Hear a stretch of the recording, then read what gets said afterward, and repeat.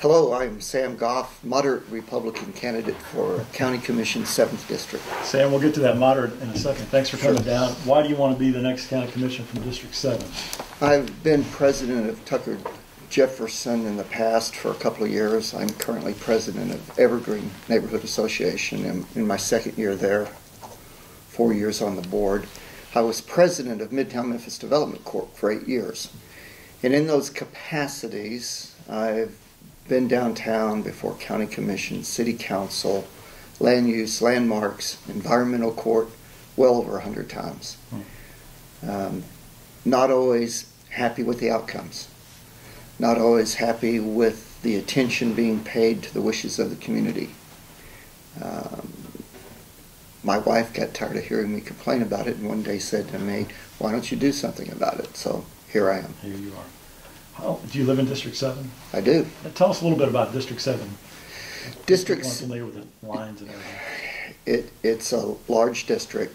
The easiest way to describe it is it starts at the southwest corner of Cleveland and Union, heads east up Union to Tucker, north to Poplar, east to Hollywood, north to Sam Cooper, east to Graham, and wow. it starts getting really convoluted here, but it goes up to Jackson area, then meanders back down up into Fraser again, back down out of Fraser, Overton Crossing, Watkins, Cleveland, back to that corner. Takes in a wide swath of areas with a very much a mixed... We've got six-figure incomes and we've got single-figure incomes. We've got $5,000 homes and we've got $1 million homes in the district. So it is a very diverse neighborhood in terms of needs and concerns. With such diversity, how do you determine the 3 or 4 most important needs for that area, for that district? I don't think that they're really any different for any neighborhood. I think the priority from everyone that I've spoken with is education, economic development. I think maybe you can interchange the second and third, depending on the neighborhood, transportation, and then safety from the people that I've spoken with. The more desperate neighborhoods, transportation, I think, is a bigger concern. For someone that lives in Fraser to get a job at the FedEx hub, it can take them up to 3.5 hours one way to get there. Who's going to do that? On a bus. On a bus, right? On a bus.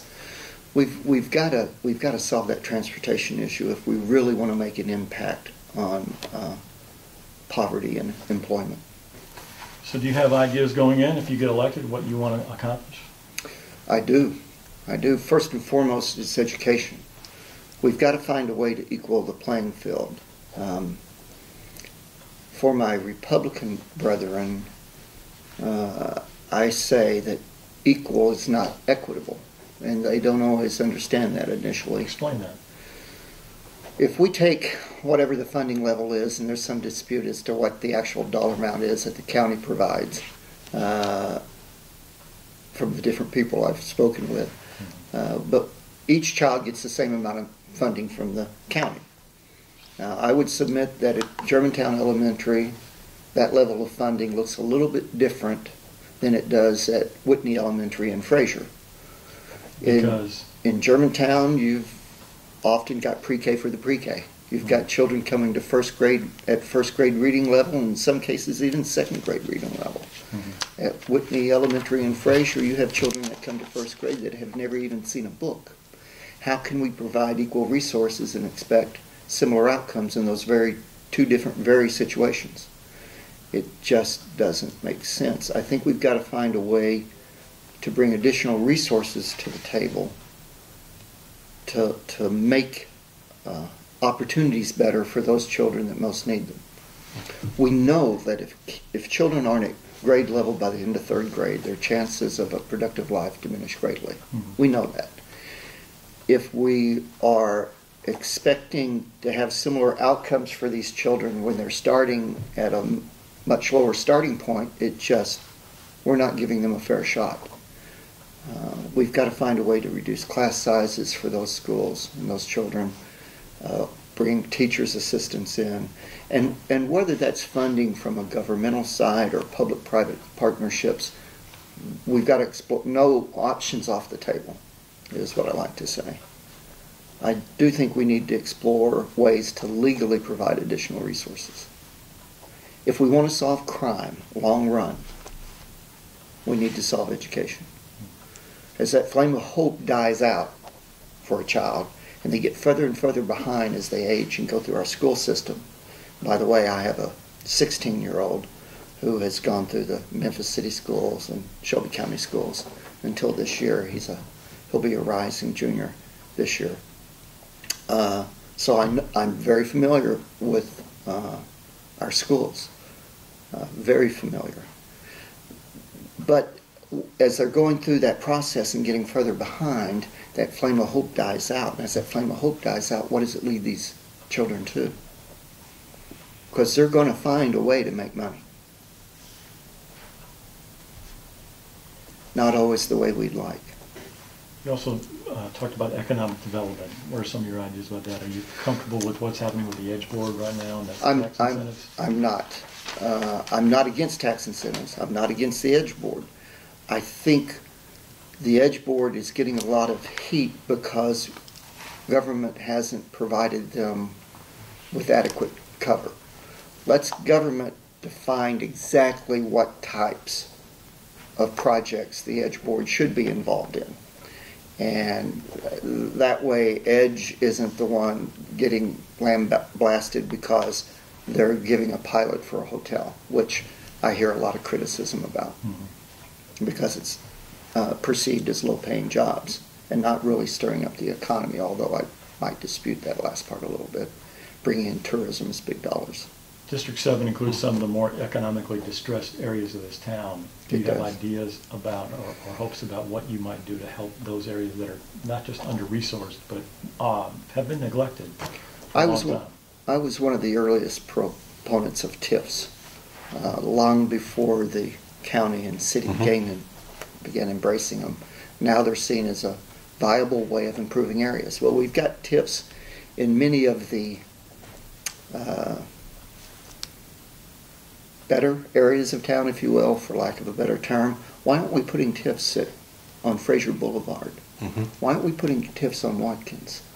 Why aren't we looking at that as a way of improving the infrastructure in those neighborhoods? We'd have to float bonds because what came first, the chicken or the egg? Just because you have a TIF in place doesn't mean you're going to get additional sales revenues, right? So I would propose that we put bonds in place to make the infrastructure improvements, and as businesses start coming into these areas that they can see the city and county is investing in, then we recapture that increase in sales taxes to pay off those bonds. Sam, what has motivated you to run for office and you've been doing public service for a while now, but what's motivating you to do this? I think it's a confluence of things. I think the atmosphere in politics now is toxic. I think that we need people in government that can reach across the aisle, that can build relationships regardless of party or race or economic status or whatever it is. And I'm one of those individuals. I always have been. If you look at my body of work over the 33 years I've lived in Memphis, you don't have to dig very far to see my community engagement. I'm very happy to say in 2003 I won a Jefferson Award. We remember. Now, you prefaced your comments earlier by when you introduced yourself saying you're a moderate Republican. Yes. You put the emphasis on moderate. I do. Tell us a little bit about what you mean by that and how you want to separate yourself from the other Republicans. So I am fond of saying I'm a Party of Lincoln Republican. Somewhere along the line, and I don't believe I'm unique. I think that the great majority of Republicans probably hold views very similar to mine. Somewhere along the line, compromise became a dirty word. My way or the highway mindsets have prevailed for too long. And I don't think they would have if more of those of us in the middle, both Republican and Democrat, take a leadership role. Someone asked, well, why would you want to get in that mess? Well, we need more people from the middle to get involved, because otherwise it's just the extremes fighting each other. And we see what that's done for the last number of years. It's only gotten worse. We need people who can build coalitions and work together with others. The name calling, regardless of party, doesn't serve any purpose. You've been involved a lot with neighborhood associations in Memphis Midtown CDC and also Becker, Evergreen, some others. What have you learned by being that involved with neighborhood issues about Memphis at large and also places like Fraser, Raleigh? Sure. And I've been very involved in Fraser for the last 3 years. I attended every neighborhood in the 7th District. I attended every neighborhood's Memphis 3.0. Everyone. It was a great opportunity to get to know neighborhoods. I had not known much about Hyde Park, Smoky City before that process. It was a great vehicle to learn more about those neighborhoods. But other than lack of opportunity in neighborhoods for shopping and the food deserts that we have, the basic concerns are the same. You know, education is one of the top issues for every neighborhood. Economic development, and that means jobs, are of top concern for every neighborhood. Some neighborhoods look at economic development a little differently than others. I was able to get a coalition of neighborhoods involved in Fraser over the landfill issue. I believe that what is good for one neighborhood is good for all neighborhoods, although what is good for a neighborhood may be different from other neighborhoods. As a result of that process of getting a coalition of groups involved on the Fraser landfill, several organizations got involved on other issues in some of these neighborhoods, and there were some folks that were about to fight a Dollar General store coming in one of these neighborhoods. And they attended a neighborhood meeting, and they said, we're going to help you fight this. And they were told, no, you don't understand. We want a Dollar General store in our neighborhood. And it was an epiphany for this group and organization that, they don't have shopping opportunities that some of the better established neighborhoods, well-to-do neighborhoods have. So we've always got to bear that in mind as to what the individual neighborhood wants and aspires to. Did you grow up in Memphis? I did not. Moved here in 1985. The Bells family brought me here to be their food and beverage director of the airport Hilton, which they had just purchased at the time. And you stayed?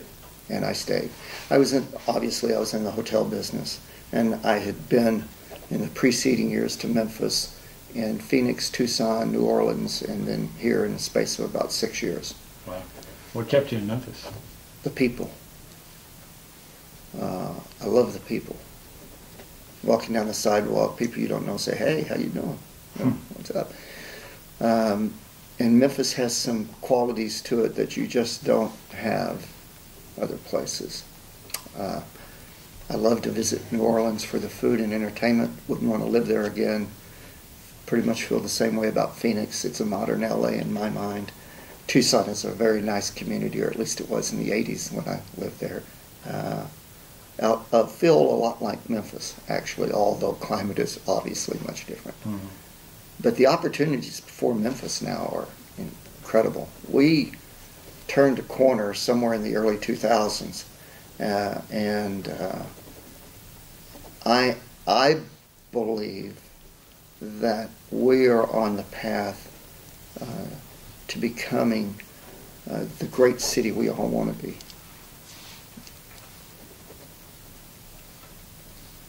You raised your kids here. You said you put them in public schools. Yes. So you believe in public education. I do believe in public education. I don't believe that public education is necessarily the best avenue for everyone. Our son had great teachers. He had some teachers that maybe should have retired before they reached that point. His freshman year was at Central High School, and that didn't work well for him. He kind of got lost in those large classrooms.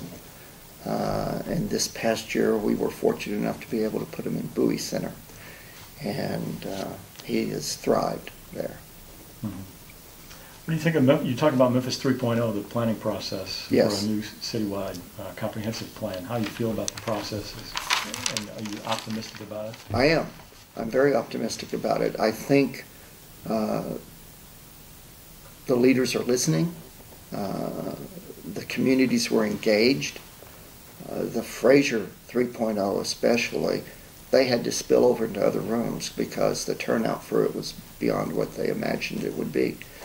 But the process was very constructive and informative, not just for the public and the leaders, but everybody involved.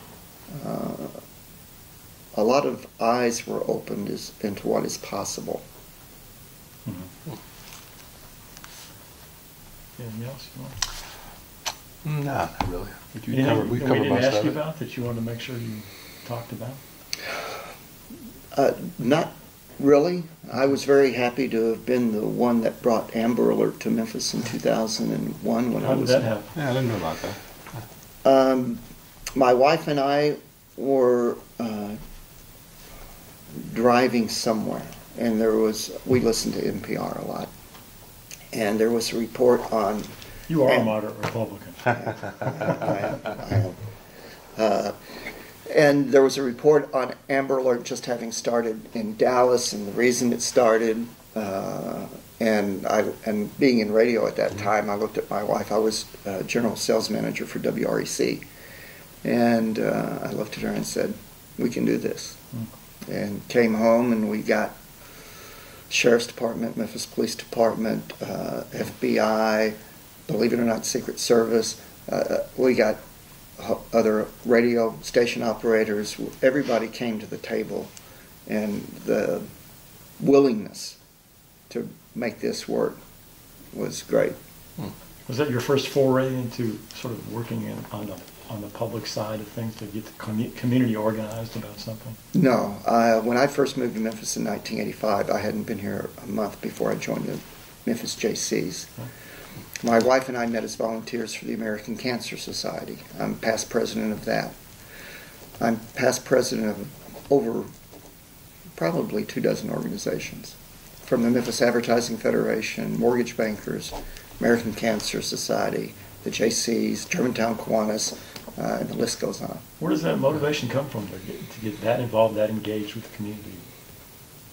I'm going to try and do this without emotion. Sure. Parents?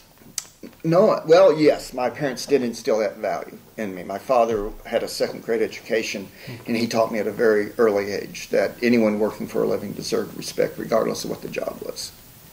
Wouldn't be there if it wasn't needed, was his attitude. So, yeah, and from him, I developed that attitude of you're no better than anybody else. You may have more opportunities. God may have blessed you with a good intellect and an ability to help others, but that doesn't mean you're better than anybody else. But previous wife, we moved here in 85. We hadn't been here very long before it was determined that she had to have open heart surgery. And at that time, HIV and AIDS was just really hitting hard, and everyone was afraid of the blood supply. And she was a nurse. She worked in the medical field, but we really didn't have many friends. We didn't have any family here. We didn't have any secure blood supply source to go to. And women can't be hemophiliacs, but she was as close to that as you can be. So we knew it was going to take a lot of blood. I made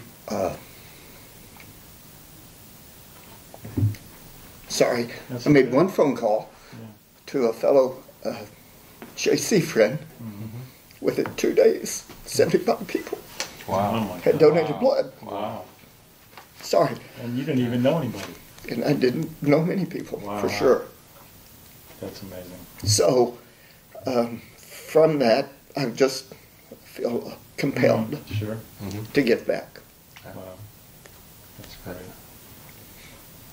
Well, thanks for being so candid. Sure. And thanks for coming in and taking time to Some things you